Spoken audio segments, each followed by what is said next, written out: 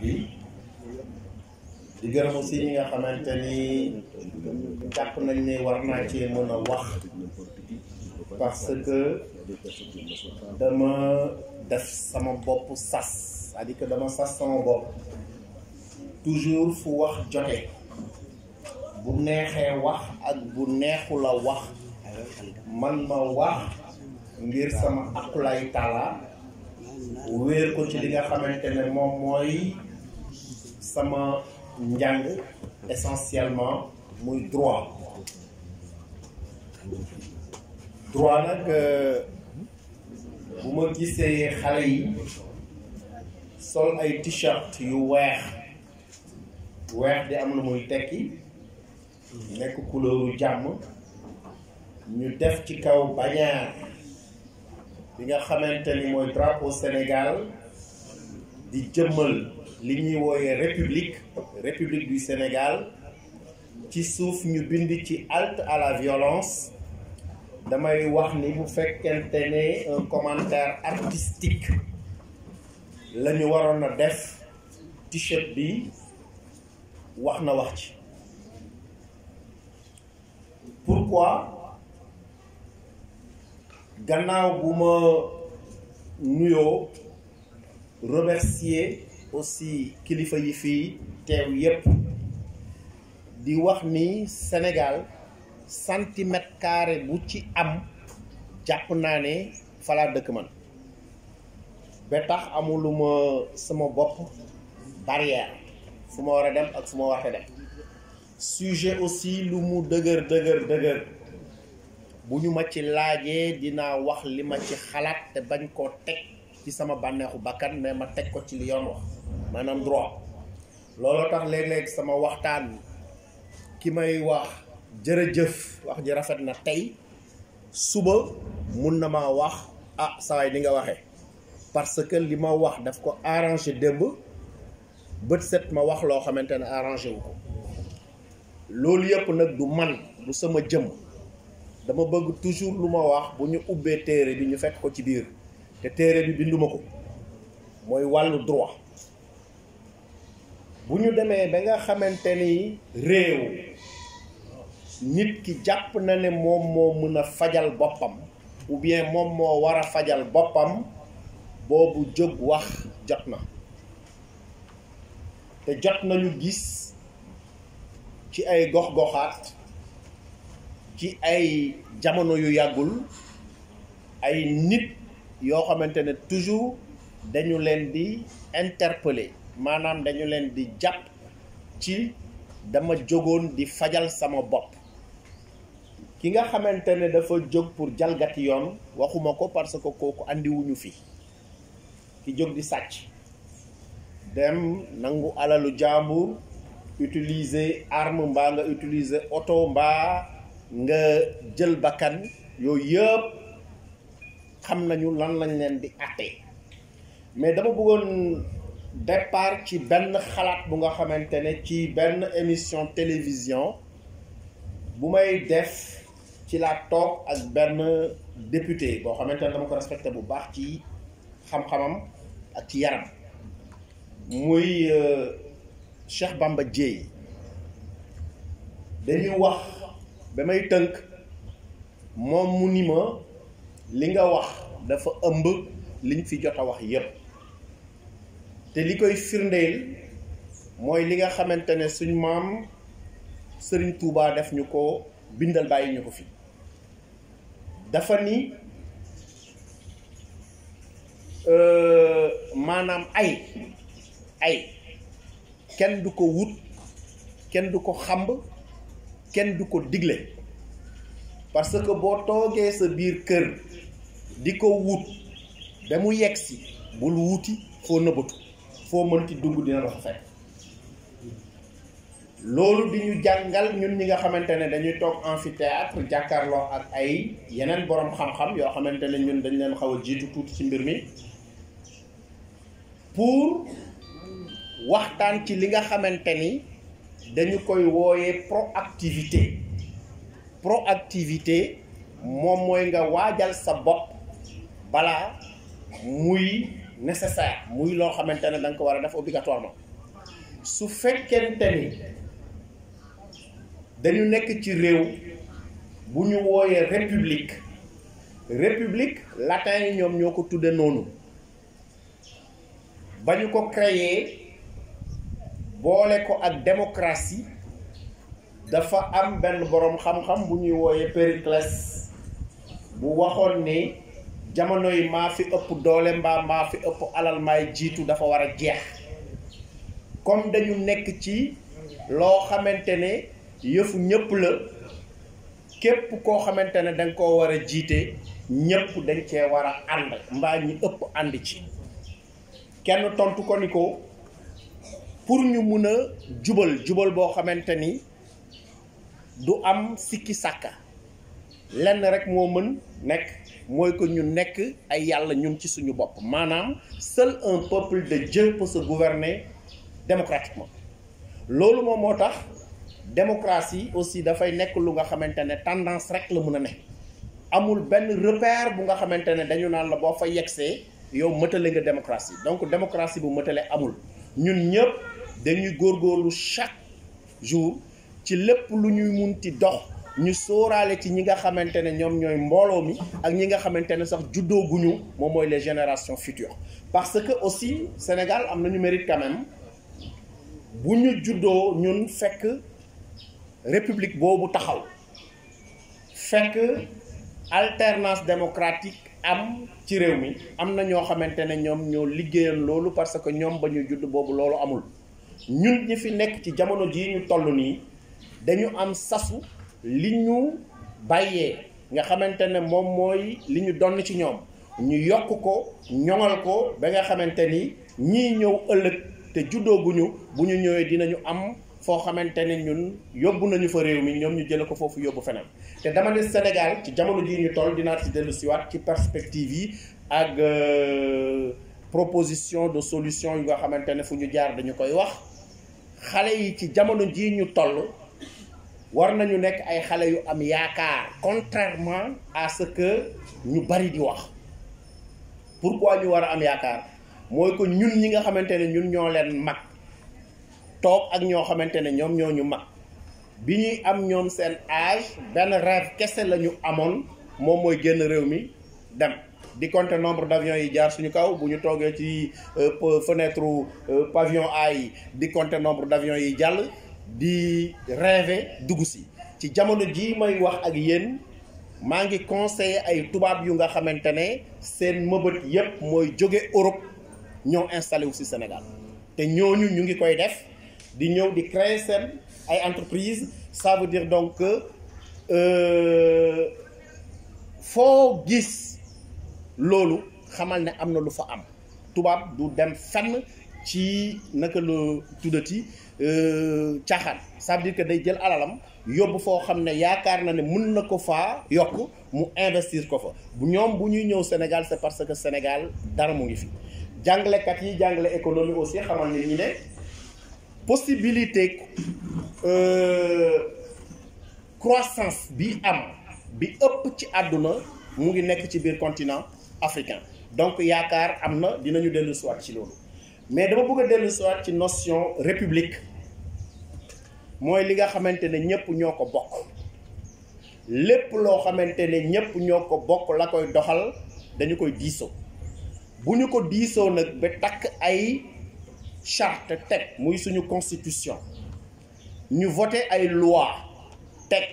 loi yooyu di doxal li nga xamante ne moom mooy suñu bëccëg mooy suñu guddi mooy lépp lu nga xamante ne dañ ko war a def ci kaw loolu lañ ko war a teg parce que loo mënti sañ boo defee loo xamante ne yoon daf ko aaye yoon dal sa kaw ma am habitude aussi di jeexal samay chronique très souvent di wax ne état warta faiblir parce que banqaas bi nga xamante ne ci la ñëpp toog bu demee ba fàq banqaas bi dina yegg suuf waaye ña ca toogoon ñoo jiitu donc l'état doit être debout, l'état doit être fort et quand je dis que l'état doit être fort c'est dans tous les sens possibles et imaginables. À partir du moment où maintenant ñu ngi dem ba nga xamante ne nit ki bu meree dafay jóg ne damay fajal sama bopp état war na taxaw taxawaay bu mot sëkk pour loolu taxaw arrêté maanaam te du loolu du sama mbokk moo ko def naa dem ñaanal ko intervention moo koy dindi du ne sama taalibe moo ko def naa dem ñaanal ko intervention moo koy dindi une nouvelle culture comportementale maanaam gis-gis ak taxawaay bu bees boo xamante ne sénégalais bi moom la war a am ci digganteem ak moromam ci digganteem ak li mu bokk ak ñépp muy intérêt général bi ci digganteem ak autorité étatique loolu moom mooy li nga xamante ne moom moo mën a defar réew mi boo ko waxee dina arranger nit mu ne la li nga wax noonu la boo ko waxee di nga ne kii di nga dégg ku ne kii daf ma contre dafa bëgg ku ma yóbbu kaso donc li mu wax du noonu mais loolu amul solo ñun ñëpp kenn ku ci nekk boo xëyee da ngay am intention bu nga xamante ne sa intérêt bopp kese moom moo ko yëkkati chaque jour ni ma koy waxee étudiants yi on a envie de gifler quelqu'un chaque jour bu dee ci télé bi la même sa attaquant bi raté occasion da ngay am envie dóor ko mais bu ñu la bàyyee nga yeggali sa yéene boobu ci moom keneen ku am yéene bu mel noonu ci yow te ëpp la doole bu ko yeggalee réew mi day delluwaat fa bàyyi ma ya nekk ce qui veut dire donc que autorité moom munta ñàkk dama doon exposé vendredi ci article 80 du code pénal ci biir ay journalistes donc comprendre ngeen ne j'étais pas à l'aise mais dama leen wax ne pour ngeen comprendre contenu article 80 seet leen yéen ñëpp kenn ku ci nekk sa néeg la nga fa bëgg la nga yaakaar ne moom moo la gënal pour boo duggee ci néeg bi sentir sa bopp nga ni leneen lu dul loolu aaye naa ko ci sama néeg ku ko respecté ni mu lay mettre à l'aise ak ni ngeen di juboo yéen ñaar noonu la article 80 mel ci biir réew loolu moom moo tax képp ku mus a opposé wu Sénégal xeex nga article 80 mais boo faloo article 80 moo lay gunge bu doon loo xamante ne lu bon la toujours ki nga xamante ne daf koo xeex ba yegsi ci nguur bu yegsee ci nguur da koy dindi sànni mais boo yegsee ci nguur ba liir ko ci ngay xam ne mënta ñàkk ci réew pourquoi parce que yu mel nii moom moo tax jóg ni tey jii nii diw mii mooy jiite ànduma ak moom mbaa diw mii ci boppam àndul ak man te man maay jiite naa doxale noo xamante ne parce que mun naa andi ay nit yu ko fitnaal ba nga xamante ne moom la mu waroon def te wéer ko ci chartu réew mi muy constitution may ko moom du ko fi def tey loolu moom moo tax fu ma jaar aussi dama koy wax il faut que ñu dellu si waat ci esprit wu constitution bi concernant les autorisations de marche boo nekkee préfet mbaa nga nekk sous-préfet quelque part ñooñu ñëw ne la ñun waa réew mi lañu dañoo bëgg a dox ñaxtu wax li nga xamante ne neexuñu ci réew mi nga sukkandiku ci ne man maa nekk préfet fii ma ne bu fi marche yi bare ca kaw dinañu wax ne doxaluma yëf yi ni ma ko war a doxalee mbaa ni ma koy doxalee arrangé wul ñi nga xamante ne ñoom ñooy samay kilifa donc naa empêché ñi ñu def seen marche bu problème amee foofu ëllëg yow ci responsable yi nga bokk nit bu amee lu mu war a wax danga koy bàyyi mu wax ko nit bu fekkente ne dafa war a marche te marche demandé wul autorisation information la laaj dama ni police ak gendarmerie éléments yi ñuy déployé pour tas marche bu ñu ko employé woon pour encadrer marche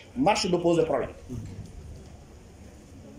pour nga tas marche il faut que nga jël ay éléments yu bari éléments yooyu il faut que ñu andi ay lacrymogène il faut que ñu sonn pour tas marche bi nombre boobu boo ko jëloon ñu bàyyi seeni lacrymogène à la maison ou bien ci biir oto bi wàcc encadré ñuy marche mun nañu ko def but ba but ku nekk ñibbi te coow du jib donc il faut que ñu dellu siwaat ci yooyu ci république la ñu nekk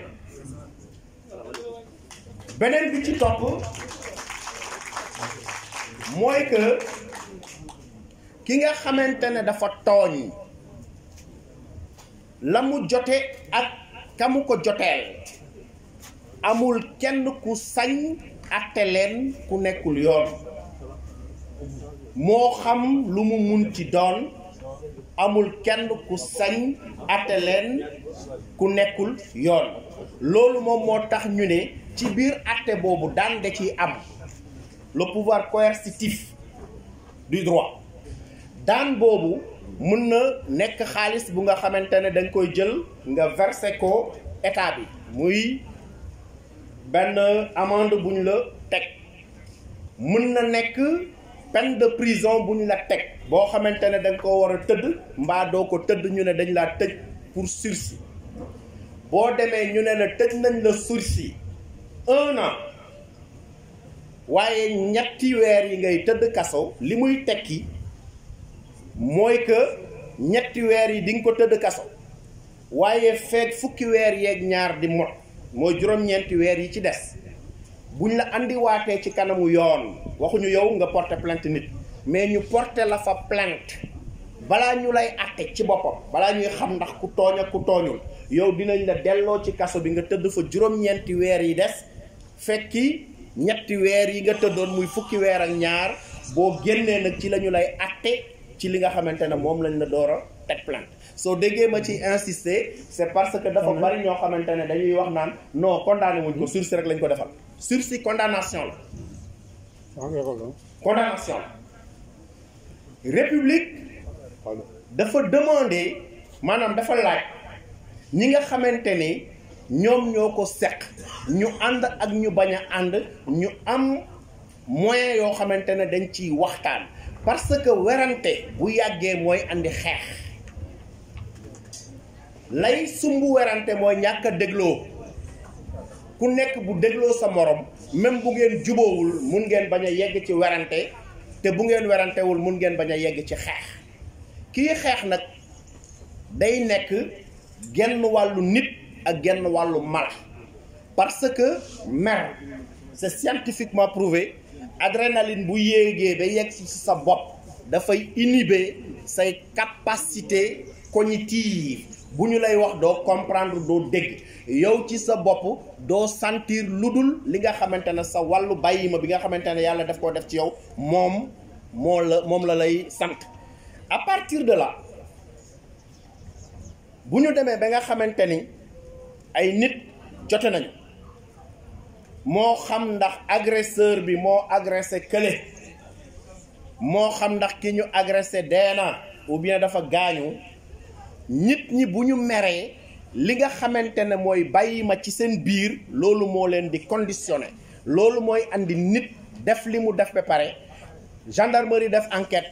jox procureur jox juge ñu andi ko ci kanamu juge mu jooy ba mënula tontu ci li ñu koy laaj ndax dafay rëccu li mu def.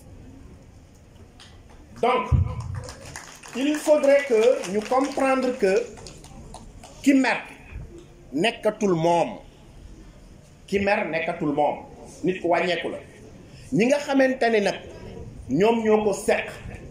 lenn rek moom la ñu mën su fekkente ne da ngay yar ci éducation civique nga ko mën a jaarale mooy civisme bi doyen doon wax léegi. je me rappelle ñun amoon nañu ay cours instruction civique ay cours moral xamatuma nan lañ ko tuddee ci curricula yu bees yi mais très certainement ñu ngi koy def ba léegi. quelque part aussi proposé na droit bi nga xamante ne dañu koy def ñu yombal ko wàccee boo xamante ne xale yi bu ñu xesee ba dugg collège ñu commencé leen di leen ci defal ay introduction yoo xamante ne dina leen xamal ni nit boo meree waruloo fajal sa bopp bu ñu la tooñee waruloo fajal sa bopp am na koo xamante ne moo fi nekk muy justice boobu aussi ñu expliquer ko ba nit ki ñeme ko parce que Sénégal dañu ragal loolu dañu ragal tribunal da ngay gis koo xamante ne dañ koy tooñ sax nga ne ko porter plainte ay mbokkam ne ko bul porter plainte nga gis ku ñu violé ay mbokkam di ko nëppal parce que bugguñu dem ci justice bu ñu gisee ku sol robe noire mbaa ñu ne la kii professeur de droit la nga ragal ko alors que justice daf fi nekk pour li nga xamante ne moom mooy yombal ñun suñu nekk ci suñu biir ak suñu wàllu bopp. à partir de là li nga xamante ni dafa am mooy action nit ki moo agir ak intention mooy yéene yoon nag dafa maandu parce que dafa ne boo amee intention mënuma la ci tëj boo defee action aussi balaa ma la ciy tëj mbaa ma xam nan laa la war a tëjee dina jàngat intention ba loolu moom moo tax nga dégg ne nit dina rey nit ñu ne homicide volontaire mbaa homicide involontaire su boobaa il faut que ñu waxtaan ak nit ñi ci diggante bi nga xamante ne foofu la intention bi di juddoo ak fi nga xamante ne nit ki jëlagul décision pour def dara loolu moom la ñuy wooyee donc éducation dafa am instruction am boo ñëwee taxaw fenn ñu ne la 1 plus 1 égale 2 loolu nga xamuloon xam nga ko dem nga dañ la instruire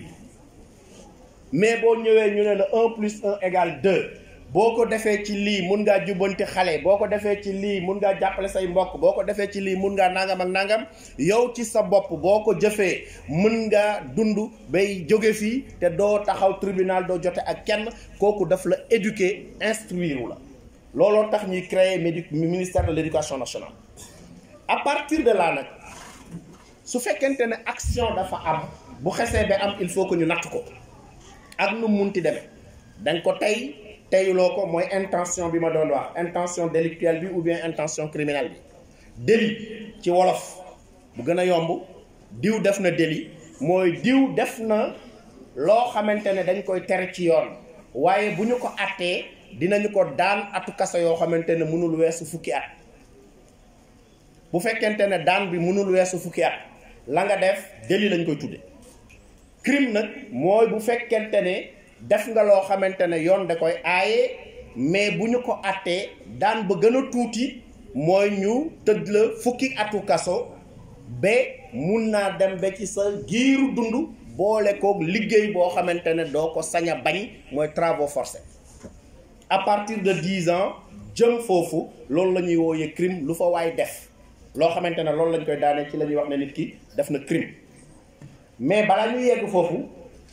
il faut ñu waxtaan ci notion wu responsabilité parce que droit lu mu la may da ko encadré ci même conférence bi ma nekkoon ak ay journalistes yoo xamante ne jamono ji dañoo sentir que presse bi aussi dañoo xaw a yolom ou bien dafa niveau bi dafa xaw a wàcc tuuti ay tuuxe doone yi ñuy gis ay journalistes di ko def ak yeneen yoo xamante ne ñuy wooyee seen bopp journaliste duñu journaliste ñoo koy def ak ñoo xamante ne dañoo tëju ci seen biir néeg yore seen internet yore seen téléphone di ko def ci réew mi ñu joxe ci kaawu Adamo bi nga xamante ne ku nekk xam na li muy def ci jamono ji ñu toll nii ci loolu la ñu nekk di dooleel journalistes yi ba noppi sukkandiku ci li ñuy wooyee droit de la presse et de la communication nga xamante ne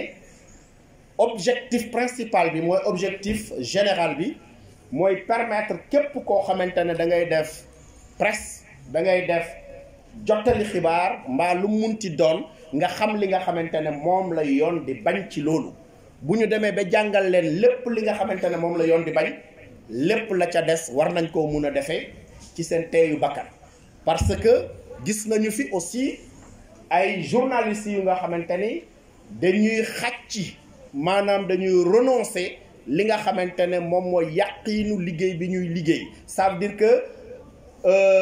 essentiel bi nga xamante ne loolu moo war a sous-tendre liggéeyu journaliste dañu koy teg de côté mooy lan mooy équilibre dans le traitement de l'information mooy lan mooy wax la vérité rien que la vérité mu arrangé la mbaa mu bañ la arrangé dañu gis ay journalistes yi nga xamante ne dañuy jël xeexu jàmbur xeex ko ca naka ne man journaliste la am naa télé am naa rajo am naa donc sama journal dama ko ci def alors que loolu noonu yoon yëpp wax yow faalewuloo ko donc la notion de responsabilité il faut que ñu aborder ko notion de responsabilité nag ñaari façon rek lañ ko mun a aborder responsabilité directe ak responsabilité indirecte responsabilité directe mooy yow yaa def jàkkaarloo ak yoon ñu ni kon danga war a jàkkaarloo ak yoon responsabilité indirecte mooy nga ne sama yoon nekku ci ba joote am ñu ne la fan nga nekkoon nga ne maa nga fa woon waaye sama yoon nekku ci. loolu tax sénégalais yi aussi surtout ñi dëkk ci appartement yi Dakar dama koy wax ñaari appartement ou bien ñaari appartement plutôt mun nañu nekk ci benn immeuble buntu yi li leen séparé motul 1,50 m ki loge fii du xam ki loge fii guddi nga dégg couple boo xamante ne ñu ngi xeex ñu ngi reyante mbaa nga dégg xale boo xamante ne mu ngi yuuxu yoo xamante ne du yoon may na la loolu du violation de domicile yoon may na la nga ñëw fëgg ci buntu bi man def naa ko parce que xale boobu noonu bu fekkente ne ay services corporels la ñu gis ci moom ñoom gendarme yi bu ñu ñëwee dinañu laajte environnement wu xale bi parce que boo noppee parce que tout simplement da nga bañ dugg ci yëfu jàmbur ba joote am ci yow mën nga nekk responsable simplement parce que sa abstention moom moo engagé sa responsabilité bu dee loo war a wax la da nga koy wax bu fekkente ne da nga dëkk ci immeuble fekk fa ay trafiquants de drogue war nga mun a utiliser numéro vert gendarmerie mbaa beneen façon information pour wax leen ne immeuble bi ma nekk am na ay trafiquants de drogue yu fi ne ñoom du ñu ñëw jamais arrêté nit ki ne ko la preuve nous a été donnée par ton voisin qui habite le numéro tel gendarmerie doxale noonu police doxale noonu dinañ la protéger. traité naa thème bu mel noonu portant sur l'information sensible parce que xëy na duñ ci dugg bu baax mais Sénégal dafa toll ci jamono bu nga xamante ne dañu war a moytu lépp loo xamante ne violence la mbaa lépp loo xamante ne nit mun na ko exploiter ba violence juddu ci mooy que dañu nekk ci virage bi ñu nekk c'est un virage économique qui est extrêmement important mais extrêmement sensible. réew bu fekkente ne dañ doon dem di naataange réew mi ci ay taw yu bari ci gerte gu bari ci dugub bu bari ñu dem ba réew moomu war a commercialiser pétrole war a commercialiser gaz te ñun ñëpp ñu xam Qatar ni mu meloon en 1975 ak ni mu mel jamono ji ñu toll nii ñu xam ne bu ñu gëmee suñu bopp la am Qatar war nañ koo mën a yaakaar fii mais nag ñun la ci suñu biir bu baaxee ci ñun lay dépendre bu yàqoo aussi ci ñun lay dépendre parce que tubaab yi aussi dañuy wax ni le futur de tous dépend de la conduite de chacun loolu moom moo tax damay am yaakaar bu ma gisee ay tout tànk yu nekk école ci biir tout tànk yi ma xool ne xale yu jigéen ñi xëy na ñoom ñoo ci ëpp ci lim dañu ko soxla éducation moom mooy defar réew te éducation nekkul instruction kese il faudrait que maintenant ci thématique bi nga xamante ne moom moo andi nit ñi ñu xool naka la nit ñi war a taxawee sans que l'État ne faiblisse mais que ki xamul aussi xam ni quel que soit lu ñu la def fayu waru la parce que da nga nekk ci république te république mooy dëkkuwaay bu nga xamante ne ña fa nekk ñoom moom la fa ne am loi bu nga xamante ne moom mooy organiser seen doxalin yàlla ci boppam moom moo wax ci chariam bi ne ku sàcc nañu dagg sa loxo waaye kenn mënul liir ci alxuraan mu ne ki ñu sàcc na dagg loxo sàcc bi waxu ko nee na ku rey ñu rey la définir ay conditions mais amul fenn fu mu wax ne ki rey mbokk ki ñu rey nañu ko rey moom mënoon na ko wax mais waxu ko loi sukkandiku ci lu mel noonu ba wax ni comme def mënta ñàkk def bu ñaaw aussi mënta ñàkk il faut que mu am loi bu nga xamante ne ma mooy atte nit ñi loi boobu nekk benn nit ñi yem ci d'où la généralité de la règle de droit bi nga xamante ne dañ koy jàngal xale yi def introduction à l'étude du droit su boobaa bu fekkente ne dafa am kenn ci ñun ku nga xamante ne sa njaboot dañu ko def naka sudul noonu métit ba lu mu tiis lu mu rëy li ñu lay laaj mooy nga dem ci yoon foo dem ci Sénégal di nga fa fekk gendarmerie mbaa police boo ko fa fekkul di nga fa fekk ab chef de village. chef de village ci boppam dafay représenter président de la république dafay représenter police dafay représenter gendarmerie parce que bu fekkente ne la leen jotale réglé ngeen ko ci kër chef de village bi mun ngeen bañ a yegg gendarmerie. bu ngeen yeggee gendarmerie aussi gendarmerie du àtte gendarmerie dafay def enquête dressé ay indices yoo xamante ne war nañ cee mën a sukkandiku pour ne diw moom moo def. donc boo porté plainte nit ki plainte bi nekk gendarmerie may nañ la possibilité nga dem ba gendarmerie pour retirer plainte bi wax ji jeex.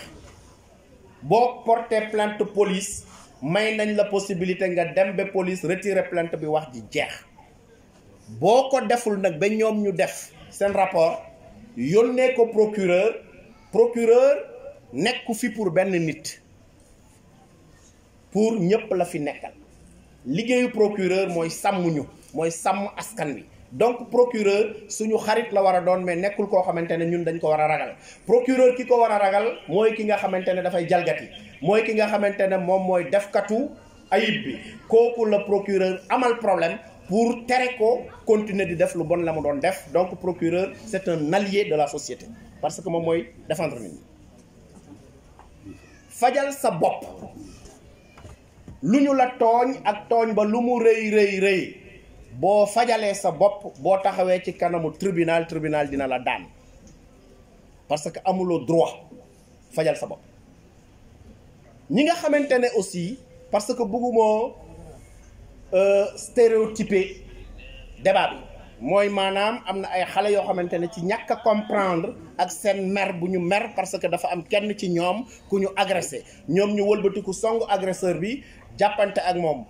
parce que sapeur pompier ñoom xam nañu lan mooy seen mission ñu ñëw di jël si kooku xale yi nga xamante ne ñoom ñoo dëkk ci dëkk bi ñu def sapeur pompier te dëkk booba ay jamono ci gannaaw ñoom ñoo doon xeex di laaj pour ñu andil leen caserne sapeur pompier ba ñu andil leen ko. dama ne ñi doon toj sapeur pompier bi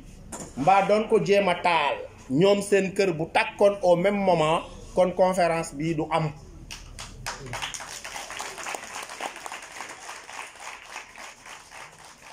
ki nga xamante ne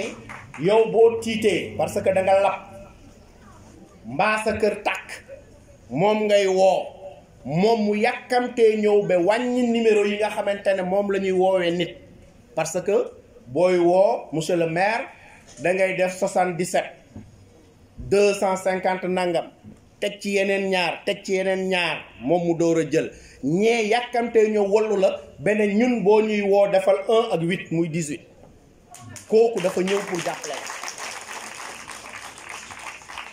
loolu moo ñuy andi ci wàllu civisme directement. la notion de la responsabilité nag duma ko éviter parce que nit ki booy wax ak moom aussi da nga koy wax dëgg da nga koy wax li nga xamante ne moom mooy dëgg ak koo mënti doon ak lu la mënti làq soo nekkee ci république boo defee naka sudul noonu yoon dafa war a dal sa kaw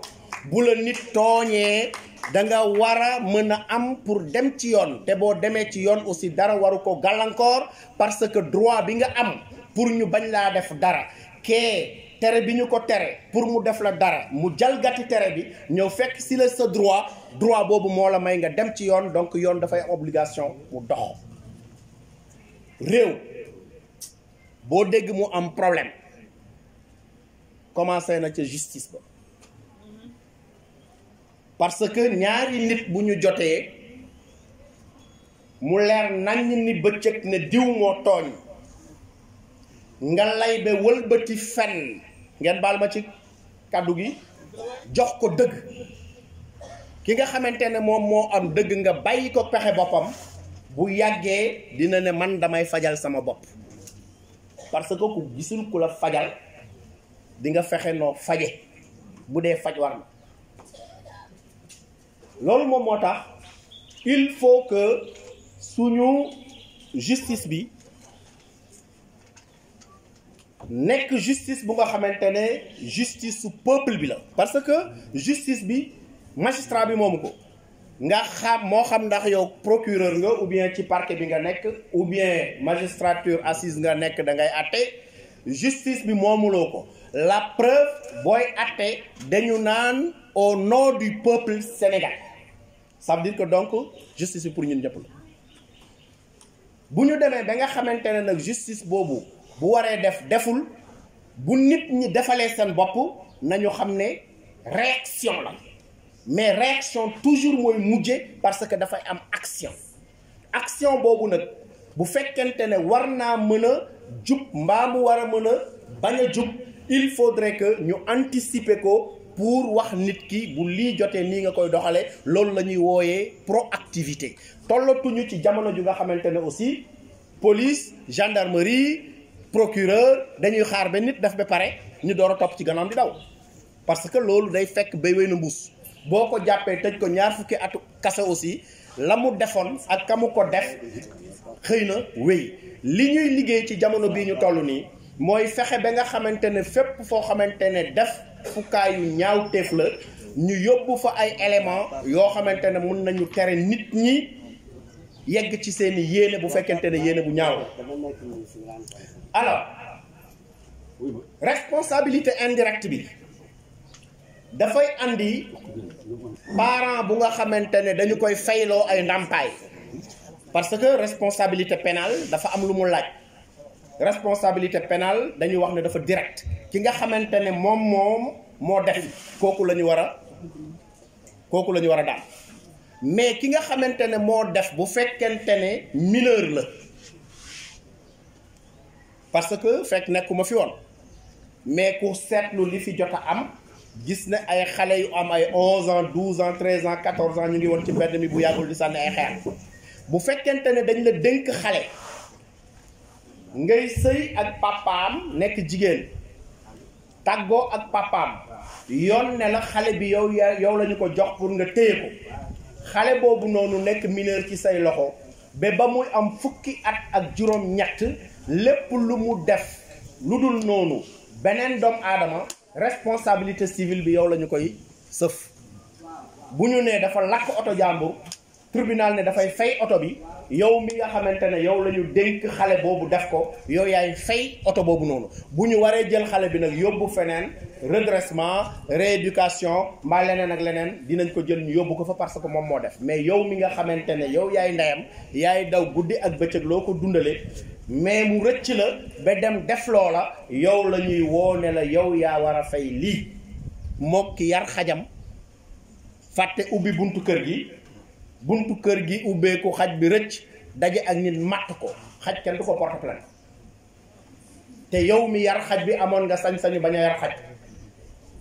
donc boo choisir yar xaj sàggan ba xaj bi génn matt nit justice yow lay amal affaire loolu moom moo tax responsabilité indirecte boobu il faut que parents yi bàyyi ci xale am na ci xale nag boo xamante ne toll na ci jëmm fu ko yaayam waxee day jàpp ne maa ko gën a xam papaam bu waxee mu jàpp ne moom moo gën a xam kooku xëy na dina jafe mais ñi nga xamante ne ñoom ñooy xale yi moo tax ma kontaan ci ñiy toog mu nekk ay xale yu nga xamante ne peut-être collège la ñu nekk ou école primaire ñooñu bu ñu defee ci seen bopp ni yoon wi ñu ne droit moo ko lal moo naan maanaam wàllu yoon moo ko lal te lépp lu ñu leen def lu dul noonu da ngeen war a dem porter ji plainte du yéen ay jóg dem porter ji plainte parce que ay mineur ngeen mënu leen a signer plainte mais ki nga xamante ne moom moo nekk ki leen yore kooku noonu moom mooy ànd ak yéen ba fa ñu waree porter plainte gendarmerie mbaa police ñu porter plainte foofu noonu bàyyi yoon def liggéey bi mais du ne sama rakk la moom moo ko dóor ma dugg ci biir kër gi génne yet ne damay fajal sama bopp loolu aussi il faut mu dugg ci bopp nit ñi te il faut que ñu yar nit ñi ci façon yar boobu noonu. À partir de là maintenant civisme dafa naqaree jàngal ki nga xamante ni amul yéene bi parce que civisme mu ngi commencé ci yéene bale naa sama buntu kër ba mu set waaye pollu mbalit bi ñu koy tuur dafa sori ma taf ko ci kër gi dend ak man xar dee na sama biir kër mbaa rey nañ kaña sama biir kër bu fi nëbee dafay xeeñ ma bàyyi ba nit ñi tëdd ma jël ko ci kër jàmbur civisme weesuwul nga natt yow ci sa bopp li nga bëgg ñuy doxale ak yow nga jël loolu wëlbati ko def ko sas pour di ko doxale ak nit ñi jeex na lépp loo bañ ñu def la ko fexeel ba bu ko def kenn bu ñëpp doxalee noonu coow di jëpp amul réew na boo xamante ne bu weesoo Andorre laa dem ñu ne ma fii amul chômage boo fi toogee aussi may nañ la 3 mois vacances bu 3 mois yi jeexee dinañ la wax nga tànn liggéey boo tànnul liggéey dinañ ñëw jàpp la ci loxo yóbbu la nga liggéey benn réew boobu laa ko dégg ci àdduna parce que foofu population bi boo boolee gan ñi ak ña fa dëkk ëpp ñu 70 000 personnes gan ñi ak ña fa dëkk ëpp ñu 70 000 personnes buur la ñu am France la ñu dénk seen diplomatie ak seen lépp ñu ngi nekk ci diggante Espagne ak France bokk ci nation catalane maanaam prolongement wu Barcelone bu weesoo dëkk boobu amul dëkk boo xamante ne amul chômage damay chômer moo tax ma lakk oto jàmbur mbaa damay chômer moo tax ma toj magasin wu jàmbur amul fenn foo ko mun a lay du ci kanamu yàlla du ci kanamu tribunal c'est-à-dire que bu ñuy wax il faudrait que ñun ñuy placer suñu bopp ci place ki nga xamante ne moom la ñu tooñ moom la ñu lor dama gis ci jamono yële passé benn xarit bu nga xamante ne oto bi ko frère am parce que frère am footballeur professionnel la daf ko yónnee benn oto bi mu ngi jaar en tout cas ci côté ay 80 millions yu kenn xamul la oto bi di jaar moom amatul beneen soxla lu dul oto bi waaw lu mu wax tout le temps mu ngi ci oto bi tout le temps mu ngi snap ci oto bi mu ngi def lu ne toog ba mu yàgg coow li bari Nord Foire ñu fëgg ko mu génn ci balcon bi seen oto bi di tàkk xamul lu xew ci réew mi toog na ba mu yàgg daal oto bi mu génne woon ci port bi oto bi tàkk ba def tóol ma ni lu mel noonu ki ko def ak ku mu munti doon daan yi nga xamante ne moom la yoon teg amul benn yoon bu nga xamante ne war nañ koo mun a laaxaan ba bañ ko daan parce que bu ñu ko deful li muy andi ëllëg mooy que nit dina la fexeel jaare ko ci loo xamante ne sa yoon nekku ci ba yegg si gaañ la ñu laye ko la nga xamante ne yow sa yoon nekku ci woon looloo tax ma ne l'État doit être fort kenn mënu la jël citoyen bu nekk nga teg ci gannaawam policier mbaa gendarme mënul nekk mais dinañu wax bu ñu waree wax kenn du ñu teree wax nag parce que ñi war a wax bu ñu waxul ba ñu waree wax ba li am doon ñaawteef ñoom dinañu nëbbu bu ñu nëbbuwul dinañ leen jiiñ responsabilité loolu tax boo waree wax da ngay wax mais booy wax bul far boo demee ba war a far na nga far ci ki nga xamante ne moo néew doole ñu néewal ko doole ba noppi lor ko booy wax na nga jël kàddu kooku noonu nga waxe ko mais bul jël kàddu ki nga xamante ne moom la yàlla jox doole ji nu ko neex mu utiliser ko dem ba fàtte loola ba def loo xamante ne waru ko def parce que quelle que soit responsabilité boo mënti am peuple bi moom moo la ko jox le seul souverain c'est le peuple boo demee nag ba nga xamante ni yow soit dañu la jox kaddu nga jël kaddu googu noonu dale ko ci kaw peuple bi mbaa peuple bi jàpp ne diw mii nii ñi ëpp ci ñun ñoom ñoo ko jox kaddu ñun ànduñu woon ci loola donc duñ ko nangul loolu dafay nasaxal république te day tax aussi yow ci sa bopp ëllëg boo laajee pour jiite parce que nanguloo woon ki jiite woon dañuy jàpp ne yow nekkuloo un républicain mooy ki nga xamante ne dafay nangu dem jongante ji dagaan kaddu askan bi bu gañee fàtte ña nga xamante ni ñoo ko contrôle fàtte ña nga xamante ni ñoo àndoon ak moom ñu mu boole ñëpp yilif boot ñëpp kenn ku ci nekk mu nekk sa loxo nekk sa làmmiñ. Un républicain mooy ki nga xamante ne aussi bu demee dagaan baatu askan bi am ñu ko jàppale am ñoo xamante ne ñoo ëpp jàppale wuñ ko moom mu ñàkk bu ñàkkee dafay féliciter ki nga xamante ne moom la gaa yi gën a wóolu parce que jël dina am ñu xajamal ko mooy mbëri daanu tey wax sama baaraam daa damoon bi may bëre mbaa sama cummikaay dañ maa jaay loolu yëpp xajamal victoire u jàmbur la boo nangoo victoire u jàmbur ëllëg boo gañee ñëpp nangu sa victoire te li fi ne mooy lan yëf yi ñun ñëpp ñoo ko bokk kenn ku ci nekk da nga ne bu ma ko yoree day gën a baax donc amul kenn ku ñemee def campagne électorale ne jox leen ma réew mi ma suuxal ko ku ko fi def doo dem campagne ku ne dafa naan jox leen ma réew mi ma yóbbu ko foo xamante ne moo gën keneen ñëw ne bu ma ko jëlee dinaa yóbbu réew mi fu gën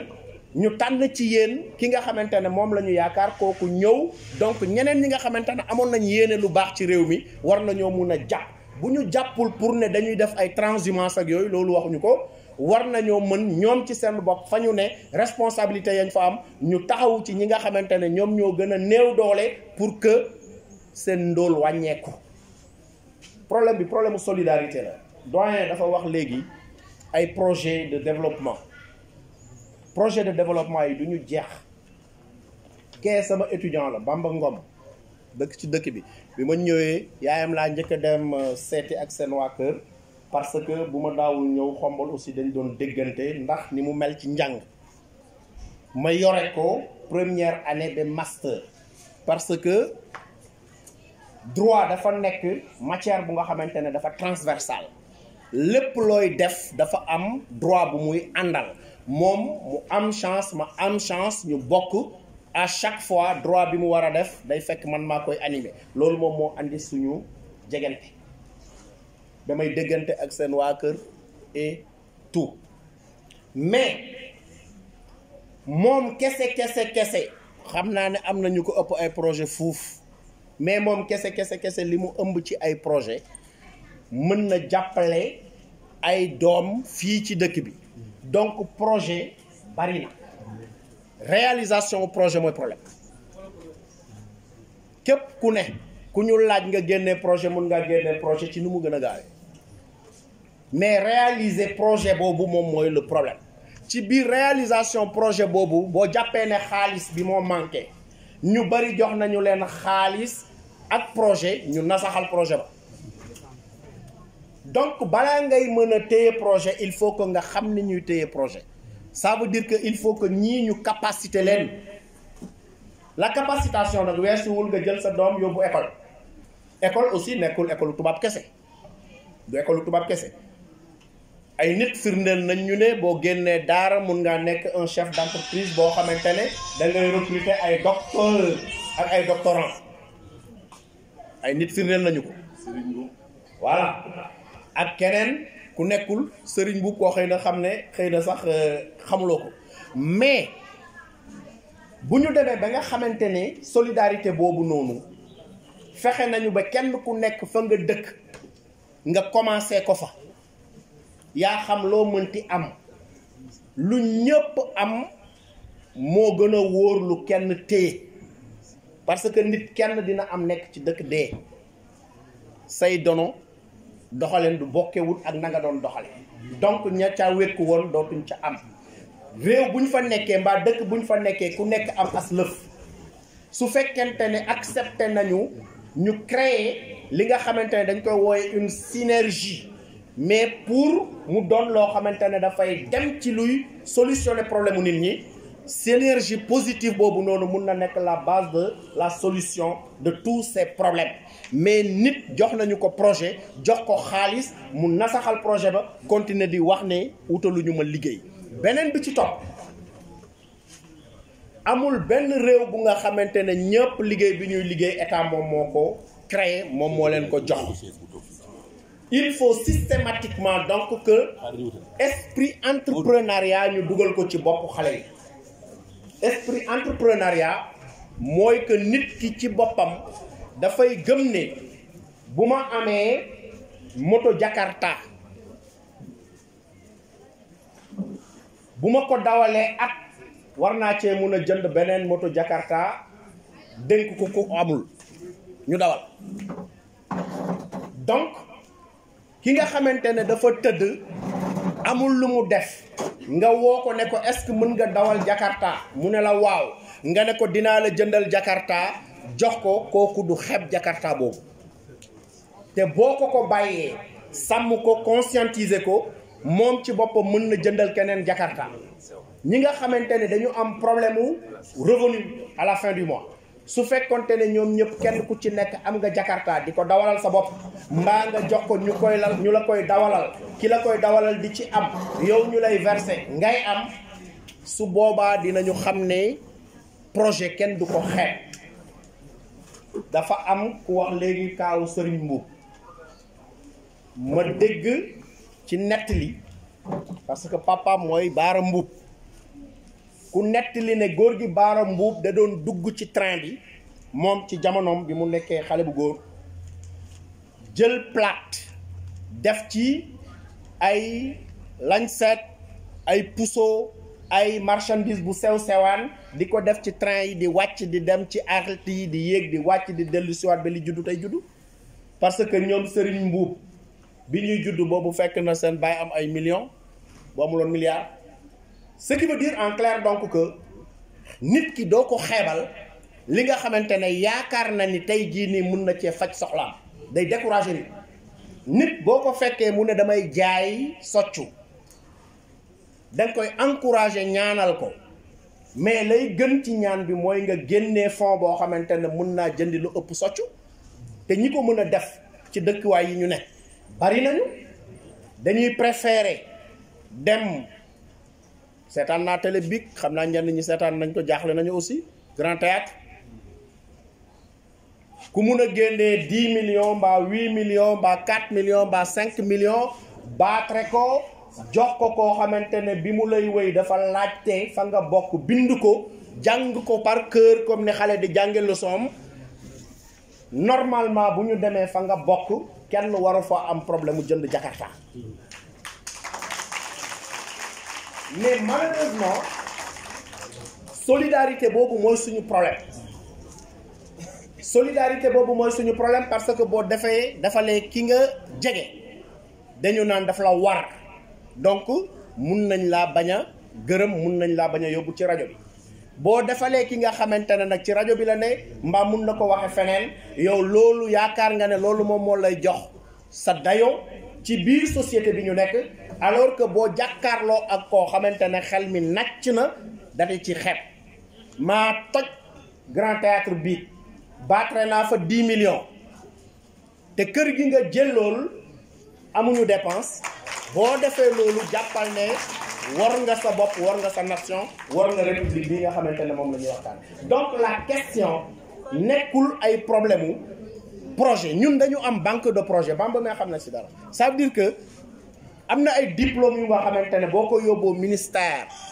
de l'enseignement supérieur duñu ko signé tant que andiwuloo projet bi nga xamante ne moom la àndal. donc Sénégal ak nguuru Sénégal ba ñu commencé liggéey ci projet yàgg na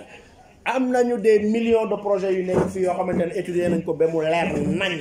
léegi lenn la ñuy wax ñi nga xamante ne ñoom ñoo yore nguur gi il faut que ñu wàññi li ñuy dunde ñoom il faut ñu wàññi li ñuy dundee. benn ministre bu fekkente ne dañ ko jox ñeenti oto ñenn ñi am lu ko ëpp boo jëlee oto boobu nga jaay ko mu nekk oto seconde main nga am ci par exemple 10 millions compte tenu de oto yi ñuy dawal 10 millions boobu bu la neexee mun nga cee financer juróomi projet yu nga xamante ne projet bu ci nekk juróomi xale moo ci nekk mais bu fekkente ne defuloo loolu heure bu coow amee nga génnee xaalis teg ci table ji di nga gis ñu nga xamante ne dañuy ñëw jël si xaalis bi waaye du liggéey moom moo leen yëkkati ki neex a jàppale ci liggéey mooy ki nga xamante ne da cee nekk yorewul nga fekk ko ca dooleel ko jox ko xaalis bu nga xamante ne yaakaaru ko woon kooku mën na laa liggéeyal mais ki nga wax ni xaalis baa ngi fi utal projet ñëw kooku boo ko joxee xaalis bul xaar ci moom réussir neewuma projet yi du ñu baax mais li ëpp ci projet yi du ñu baax.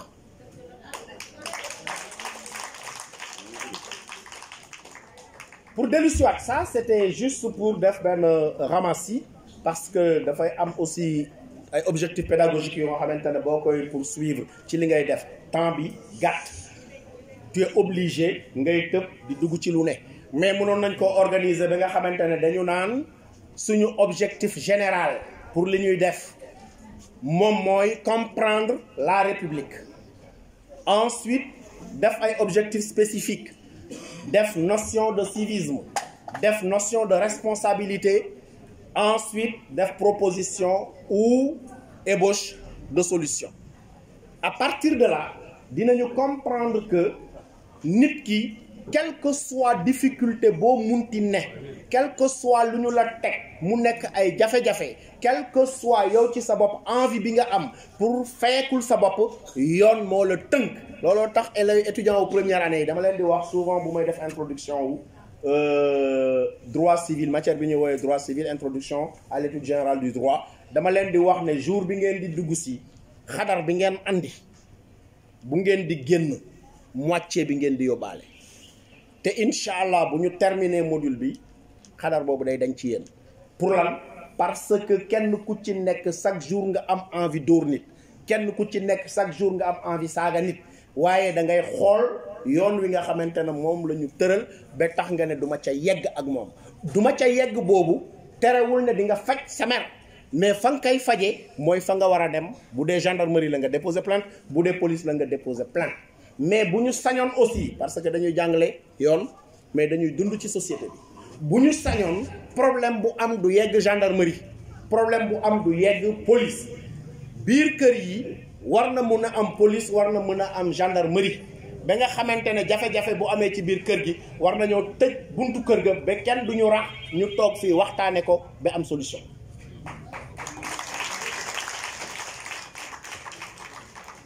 ma am toujours yaakaar ci ne li fi xew alerte kese la mais alerte mooy permettre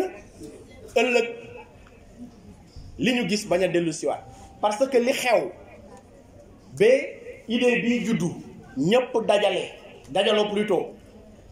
ñi nekk ci wàllu daara ji di jàngale alxuraan di jiite jumaa yi ñëw toog ñi fi nekkal réew mi nguur gi ñëw toog ñi fi nekkal askan bi ci mairie bi ñëw toog population bi ñëw toog jàpp naa ni li am bu amul woon mun na am forum bi du am tey ce qui veut dire donc que jàngale boobu nag il faut que ñu jàngat ci ñi nga xamante ne dañoo fauté nag il faut ñu sanctionner leen parce que sanction dafay rendre efficace une règle de droit même si dañuy jàngale ne la sévérité de la sanction ne justifie pas toujours l'efficacité de la règle de droit. Ça veut dire que mën nga wax ne lii ku ko fi def dinañ la tëj fanweeri at du tere nit ñi di ko def mën nga wax ne lii ku ko fi def dinañ la rey du tere nit ñi di ko def. Je rappelle que le 28 décembre 2004 ci la peine de mort jeex Sénégal le 28 décembre 2004 ci la peine de mort jeex Sénégal lépp lu peine de mort doon aaye depuis 1965 bi ñu defee code pénal bi nit ñaa ngi ko fi doon def te appliqué wuñu leen peine de mort donc peine de mort boobu dañ ko bindoon muy sévérité wu loi bi waaye terewul nit ñi di def li ñu doon def pour mu jaral leen peine de mort bu ñu leen di atte duñu leen di atte peine de mort donc na nit ñi génnee ci seen bopp ne loo jël nga criminaliser ko mbaa loo jël nga sanctionné ko sanction bu métti dina tax nit ñi bàyyi bu loolu de l'exemple de la loi Latif Gueye mu ngi fi am bi muy demander ñu criminaliser affaire drogue bi li doon dugg ci drogue Sénégal mun nga koo multiplier par 10 mbaa par 20 tey jii nii li gendarmerie de saisir ci drogue moo ëpp fuuf liñ doon saisir ci drogue période bi ñuy criminaliser donc loi boobu noonu comment ça s'appelle infraction boobu. Ce qui veut dire donc que les comportements ci loolu la nit ñi war a agir te comportement yi weesuwul kër yi bu génnee kër yi jàngukaay ba bu weesoo jàngukaay ba mbedd mi ñett yooyu ñoom ñooy defar nit. bu fekkente ne defar nga ci nit am nga nit boo ci defarul nit nag bul yaakaar récupérer ko. Ce qui veut dire en clair donc que la violence n'a jamais rien résolu. La preuve, toutes les guerres se sont terminées autour d'une table. dóorante nañ ay bomb def nañu lu ne bu ñu demee ba ñaari mbër yi sonn dañu naan nañ dem ci table négociation. Donc nañuy waxtaan ak les parties prenantes surtout les jeunes ñu ubbil leen les assemblées di dem ci ñoom di bañ a xaar ñoom ñu ñëw ci yow parce que le jeune a tellement de choses à penser à faire dans son agenda que yow mi nga xamante ne yow yaa ko war a encadrer yaa ko war a fekk ca la mu ne encadrer ko fa ba nga xamante ne xelam dina daj leneen lu dul donc yàq. Je ne justifie pas la violence, je ne cautionne pas la violence ànduma ci duma ci mës a ànd mais dafay am cause. nit du xëy suba teel rek soxor parce que ñiy juddu ñëpp dañuy nekk ay liir dafay innocent. Environnement bi nga nekk mooy def ci yow jeexital bu nga xamante ne mën ngaa nekk ku violent ou bien ku violent wul. Il faut que ñuy veiller ci loolu. ñi nga xamante ne ñoom ñooy mag dañu leen di wax li ñu war a def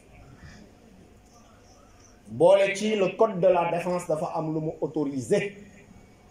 te nit ñi dama yaakaar ne xamuñu ko wax naa ko ci télé bi fii lu dul jeex lu dul xaaj. gis nga cantonnement boo ko attaqué ça signifie que ki nekk ci cantonnement bi recevoir na ordre pour user de la force c'est-à-dire dóor bal. dama dox ci benn télé nii policier am na foo koy yóbbu day génne fetal dóor la bal nit ñi comprendre ruñu donc wax ne non kii bu leen ko déglu ñii ay tubaab lañu nangam dugg na fi gën du loolu mooy dëgg. dafa am foo xamante ne ki nga xamante ne moom la ñu sant mu sécuriser ñëpp yow ci sa bopp nga xëy suba teel bu ko faagaagal am na fu ngeen di yegg day génne fetal da lay rey te du dikk dara parce que yoon moo ko may. munuloo un cantonnement bu nga xamante ne dañu fa def des armes. ay nit nekk fa ñu former leen ci manipulation arme yooyu nga ne da ngay défendre une cause de je ne sais pas quoi nga ne damay dem jëli gendarmerie bi mbaa damay dem jëli police bi mbaa damay dem jëli poudrière bi loolu boo ko defee doo yegg laa la wax. li fi am nag mooy que nit ñi dañuy bayal ay yëf bañ a wax nit ñi li ci ne ak li ci aju. am na ay problème yu fi jotoon a am ci diggante mois de mars bi benn bakkan bu faatu rek ëpp na mais état bi bu ko neexoon loolu du am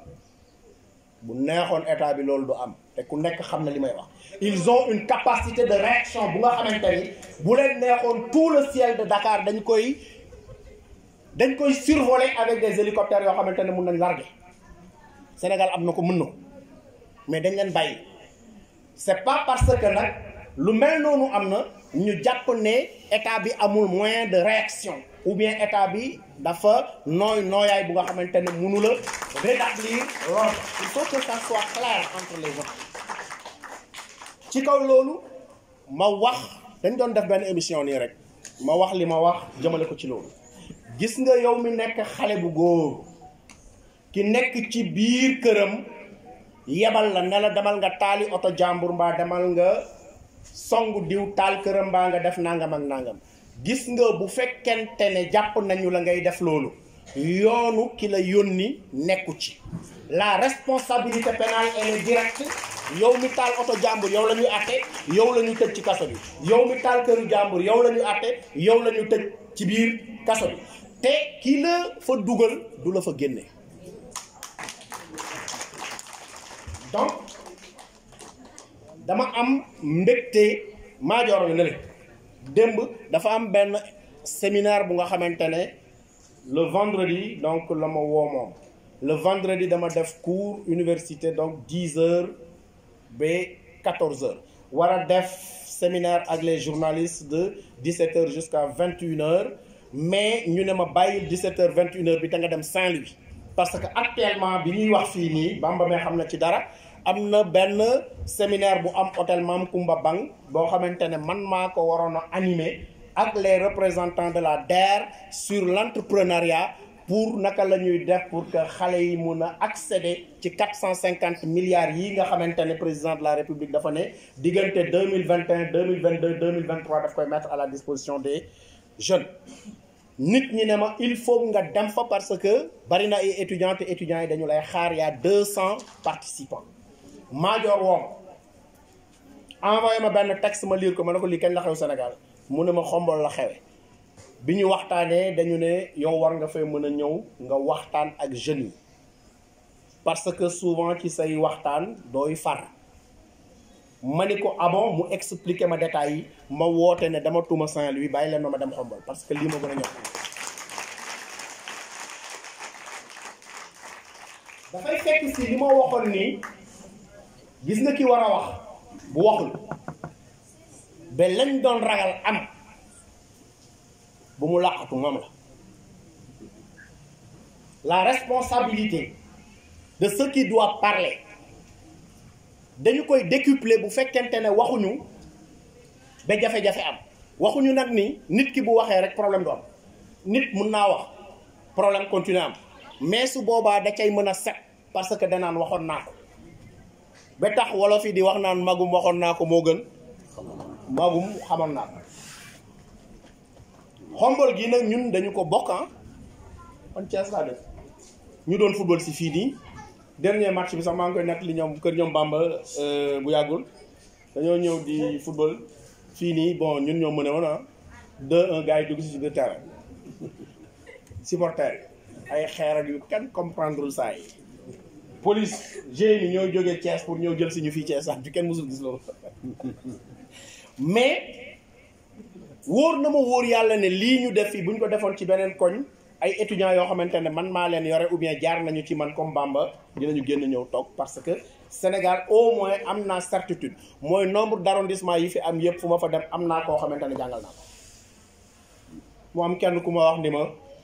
na nga bañ a bàyyi li nga yor nañ la rey ma ne non ragalu ma loolu mais jour bu ñu ma reyee di nga gis loo mus a gis fii nii mu ne ma ne ko arrondissement bu ne probablement village bu mag bu ne Sénégal dañ fa wàccee kaamil ndax man parce que jàngal naa nit mu jóge fa donc il faudrait que ces jeunes là nga xamante ne ñoom ñoo nekk jàpp ne violence moom mooy régler il se trompe violence du régler la violence aussi dafay am ñaari forme parce que yéen agression physique ngeen wax destruction de biens privés ou publics mais dafa am agression bu nga xamante ne nekkul une agression physique mais c'est une agression morale nit ki nga jël sa téléphone jënd sa connexion utiliser wuloo ko lu dul pour saaga nit chantage nit jël nit ay photom yoo xamante ne xamoo foo ko jëlee nga dugal ko ci réseaux sociaux bëggoon naa wax ci genre responsabilité boobu parce que nit ñi dañu yaakaar ne grawul mbaa mën nga koo def te duñ la jàpp ab gendarme ngi toog sama wet du leen wax naka la ñuy def pour jàpp la mais boo ko defee dinañu la tracer ba fekk la fi nga toog ak téléphone bi nga ko defee ñu ne la nuus loo weddi li nga xamante ne moom la satellite bi def ci sa adresse IP day génn donc nga jël sa téléphone portable kese envoyé ci message nit nga menacé ko mbaa nga saaga ko yóbbu na la kaso te boo yaakaaree ne mënuñ la cee jàpp da ngay nax sa bopp donc outil informatique yi nga xamante ne dañu ko jox dañu sant pour ñu yombale ko suñu nekkiin ak suñu doxalin mais paaka bi nga xamante ne moom mooy was sa jën mbaa nga dagge ko mango bi ngay lekk paaka boobu mun naa rey nit loolu moom moo tax lépp lu ñu la jox dañu la ciy booleel responsabilité la notion de la responsabilité nag mooy naka ngeen di utiliser seen téléphone yooyu surtout les jeunes am na foo xamante ne seen niveau de discernement yeggu fa xëy na loolu science la am na foo xamante ne xëy na seen xam ak seen ràññee yeggu fa xëy na mu nekk droit mais li am ba am mooy que sa téléphone bi boo jëlee sa biir néeg nga tëju fa def ci li nga ciy def ci lu bon yaakaar ne kenn mënu laa jàpp da ngay nax sa bopp dinañ la jàpp donc ngeen utiliser seen téléphone yi pour fo ngeen utiliser seen téléphone yi pour ut xam-xam mais bu leen ko utiliser pour cette violence là violence ngeen bind violence dafay jël forme bu ne xas nit ki violence la menacer nit ki violence la saaga nit ki violence la nga jam nit ki paaka violence la rendi nit ki violence bu mu ci munti doon dafa am loo xamante ne moom moo koy atte te réew mi dafa war a taxaw pour qu'à chaque fois que ñu war a atte nit ci li mu def ñu atte ko amul benn pression bu war a mun a interdire loolu laa wax moo tax ci benn interview dama ni ci communication présidentielle le président de la république am na benn erreur bu mu mus a def ma dégg ko ci communication ba gars yi topp ci di ko exploité am na ñoo xamante ne bu ma xamee ne bu ñu leen àttee réew mi mun naa tàkk su boobaa dama ciy teg sama loolu même boo ko xamee doo ko wax kenn du ko wax fan si di ba parce que li muy andi ci bopp nit ñi mooy lan mooy que droit bi fi ne dafa am ñu mu fi nekkal ak ñu mu fi nekkalu ça ne se dit pas ça se fait mais ça ne se dit pas ci gàttal donc comme dañuy yéex a commencer vraiment am na mbégte lool pour partager instant yi ak yéen am naa yéene aussi à chaque fois ngeen boole ma ci seen yëf ma ñëw parce que dama fi am ay mbokk am fi ay xarit am fi ay am di jàmm ñii nga xamante ne daje naa fi ak ñoom tey te musuma leen a xam ñu bokk ci sama carnet d'adresse bu bees ñooñu maa ngi leen koy gërëme parce que nit ki am nit ñi moo gën a wóor ci moom que mu am leneen lu dul nit ñi maa ngi leen di masawu ci tàngaay bi di leen gërëm ci teewaay bi di leen wax ne li nga xamante ne jot na am ci dëkk bi am na ñu njort ne dootu fi am parce que taxawaay bi ngeen taxaw en tant que responsable dina continuer ba ñi nga xamante ne ñoom ñoo ko seqoon dinañu xam ëllëg ak si biir naka la ñu war a doxale ma jégalu ci kàddu bu gudd bi xam nga ki nga xamante ne micro lay dundee boo ko joxee micro te boole woo ko ak chronomètre bu xaabaabalee ci yow la donc je m'excuse vraiment et je suis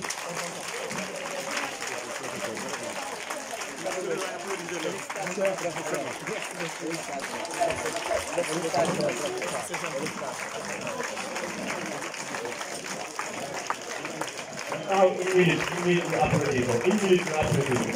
applaudir ko parce que li ñu doon doyee rek mat na ko sëkk am na ko on est applaudissements encore merci président